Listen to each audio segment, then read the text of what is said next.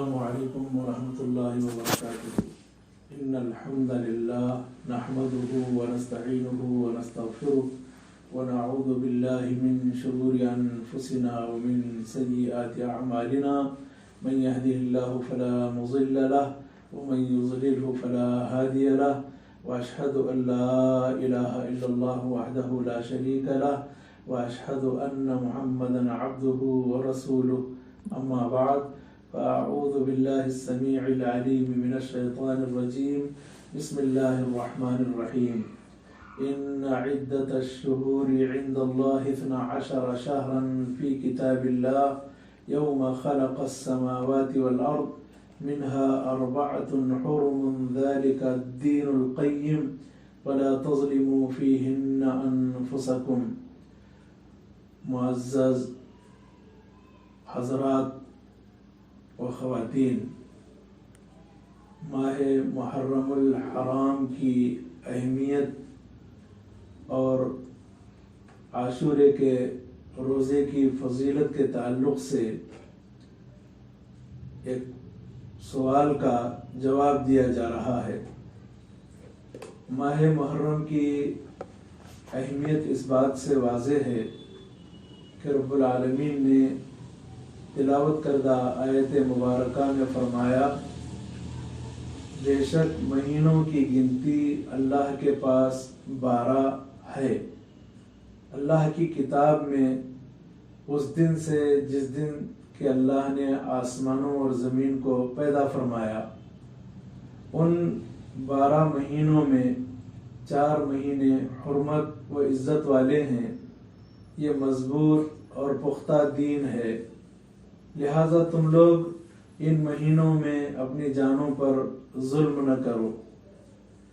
حضرات و خواتین، اس آیت میں اللہ تعالیٰ نے سال کے 12 مہینے بتائے ہیں، اور یہ 12 مہینوں کی گنتی لوح محفوظ میں لکھ دی گئی ہے، اور یہ نظام اس وقت سے ہے جب سے کہ اللہ تعالیٰ نے آسمانوں اور زمین کو پیدا فرمایا ہے۔ اور اللہ رب العالمین نے ان 12 مہینوں میں 4 مہینوں کو عزت عطا فرمائی ہے، اور یہ سیدھا دین ہے، دین کی سیدھی بات ہے۔ اور اس سلسلے میں رب العالمین نے یہ ہدایت دی ہے کہ تم لوگ ان مہینوں میں اپنی جانوں پر، اپنے آپ پر ظلم نہ کرو۔ مطلب یہ ہے کہ ظلم کرنا ہمیشہ حرام ہے، لیکن خاص کر ان مہینوں میں ظلم کرنا یہ بہت بڑا جرم ہے، لہٰذا اپنے آپ پر ان مہینوں میں ظلم نہیں کرنا چاہیے۔ اور ظلم کرنے کی 2 صورتیں ہیں۔ ظلم ایک تو یہ ہے کہ کوئی بندہ اللہ تعالیٰ کی نافرمانی کرے، اور دوسری صورت یہ ہے کہ ایک شخص دوسرے شخص پر ظلم اور زیادتی کرے۔ اس سلسلے میں حدیث ہے، ابو بکر رضی اللہ عنہ سے روایت ہے، رسول اللہ صلی اللہ علیہ وسلم نے فرمایا، الا ان الزمان قد استدار كهيئته يوم خلق السماوات والارض السنة 12 شهرا منها 4 حرم 3 متواليات ذو القعدة وذو الحجة والمحرم ورجب مضر الذي بين جمادى وشعبان۔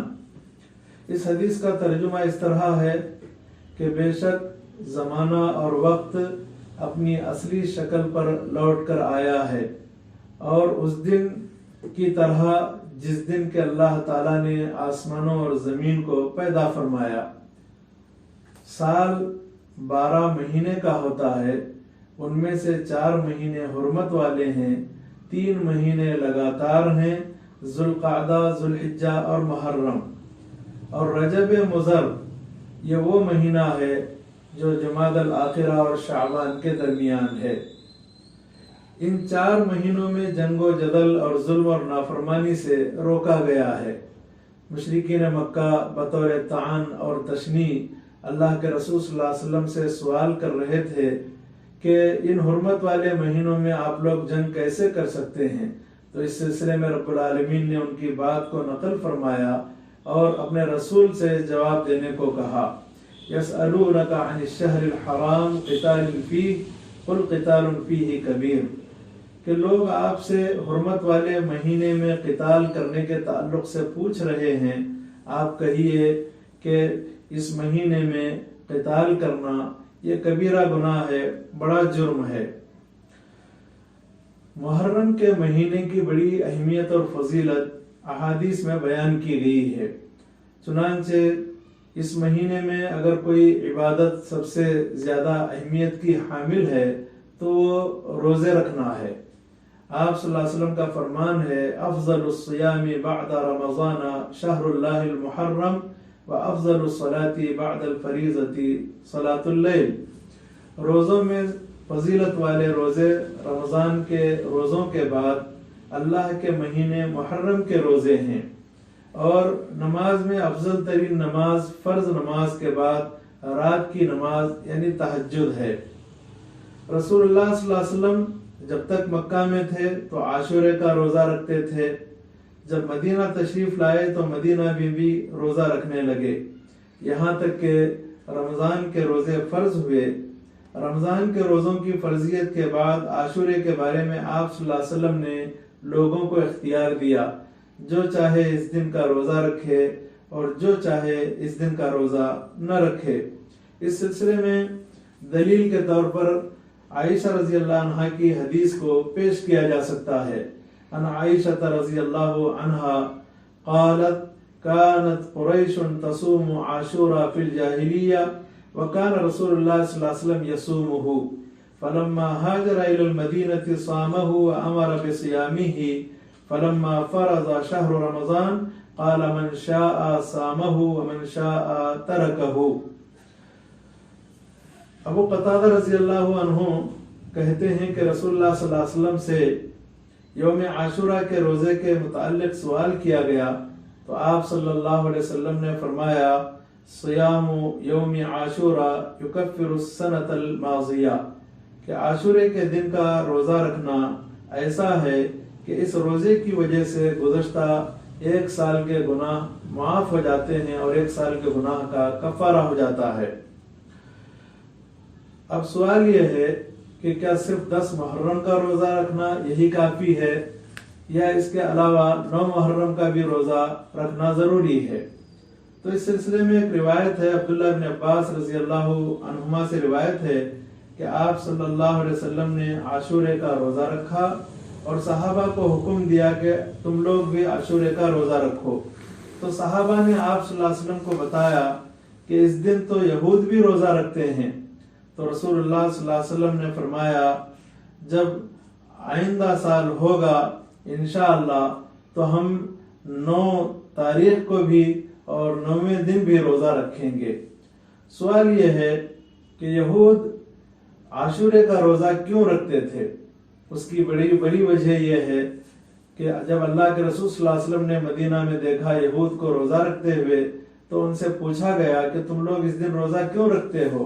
تو ان لوگوں نے کہا کہ ایک عظمت والا دن ہے، اس دن اللہ تعالیٰ نے موسیٰ علیہ السلام کو اور ان کی قوم بنو اسرائیل کو فرعون اور فرعون کے آل کے ظلم سے بچا لیا، اور اس دن موسیٰ علیہ السلام نے بطور شکر کے روزہ رکھا، اس لیے ہم روزہ رکھتے ہیں۔ تو آپ صلی اللہ علیہ وسلم نے فرمایا کہ تم سے زیادہ حقدار ہم ہیں اور تم سے زیادہ قریبی تعلق ہمارا موسیٰ علیہ السلام کے ساتھ ہے، لہٰذا ہم بھی اس دن کا روزہ رکھیں گے۔ چنانچہ آپ صلی اللہ علیہ وسلم نے خود بھی روزہ رکھا اور اپنے صحابہ کو روزہ رکھنے کا حکم دیا۔ اللہ تعالیٰ سے دعا ہے کہ رب کریم ہمیں ماہ محرم کی عظمت اور اس کی اہمیت کو سمجھنے کی توفیق عطا فرمائے، اور محرم کے مہینے میں کثرت سے روزہ رکھنے کی سعادت نصیب فرمائے، اور خصوصاً عاشورے کے روزے رکھنے کی توفیق عطا فرمائے۔ آمین۔ وآخر دعوانا الحمدللہ۔